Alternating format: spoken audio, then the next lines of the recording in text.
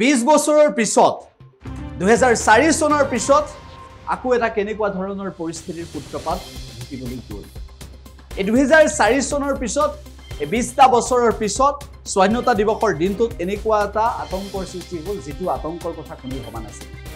সৌভাগ্যক্ৰমে ভয়ংকৰ ঘটনা সংঘটিত নহল সৌভাগ্যক্ৰমে সকলো লোকৰ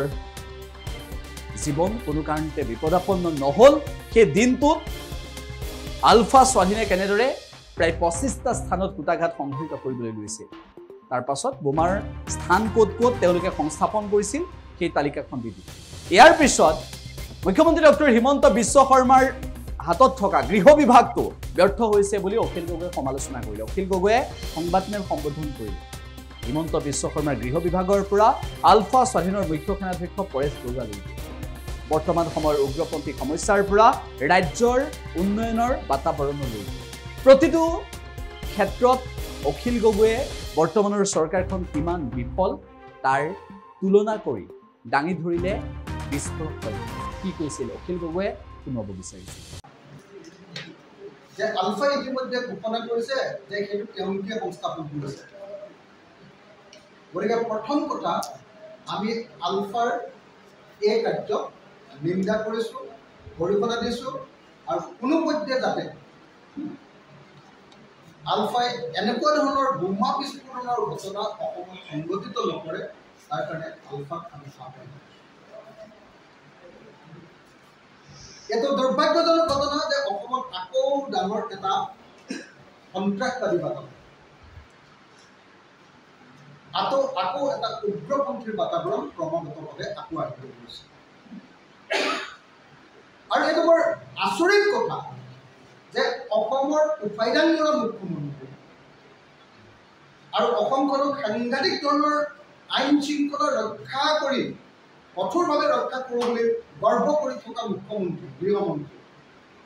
হিমন্ত বিশ্ব শৰ্মাৰ কাৰ্যকলাপ এই গতিকে আমাৰ একমাত্ৰ দাবীটো হ'ল যে গৃহমন্ত্ৰী তথা অসমৰ মুখ্যমন্ত্ৰী হিমন্ত বিশ্ব শৰ্মাই আজিৰ দিনটোতে পদত্যাগ কৰিব লাগে আৰু অচিৰে তেওঁ অকণো কথা নোকোৱাকৈ অনতিবিলম্বে তেওঁ পদত্যাগ কৰা উচিত আজিতো আলফাৰ দয়াতহে কেৱল এই বোমাবিলাক বিস্ফোৰিত হয় কিন্তু এইটো প্ৰমাণিত হৈ গ'ল যে অসমৰ যিকোনো ঠাইতে যিকোনো সন্ত্ৰাসবাদী সংগঠনে এনেকৈ বোমা দি মানুহৰ জীৱন কাঢ়ি লৈ যাব পাৰে ইয়াত আইন শৃংখলা বুলি কোনো কাম নাই ইয়াত গৃহ বিভাগ ব্যৰ্থ হৈছে অসম চৰকাৰ বিজেপি চৰকাৰ সম্পূৰ্ণৰূপে ব্যৰ্থ হৈছে অসম পুলিচ ব্যৰ্থ হৈছে আৰু এই ব্যৰ্থতাৰ একমাত্ৰ প্ৰায়শ্চিত্তটো হ'ল ইয়াত অসমৰ গৃহমন্ত্ৰী তথা অসমৰ মুখ্যমন্ত্ৰীয়ে পদত্যাগ কৰিছে আমি ৰাইজৰ দলে আজি অসমৰ গৃহমন্ত্ৰী তথা অসমৰ মুখ্যমন্ত্ৰী হিমন্ত বিশ্ব শৰ্মাৰ পদত্যাগ দাবী কৰিছোঁ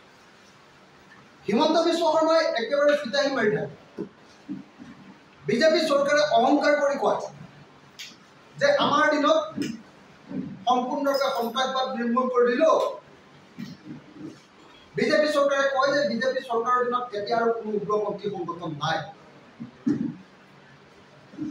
বিজেপি চৰকাৰৰ দিনত উগ্ৰবাদৰ পৰা মুক্ত হ'ল অসম এইটো আছিল বিজেপিৰ শ্লোগান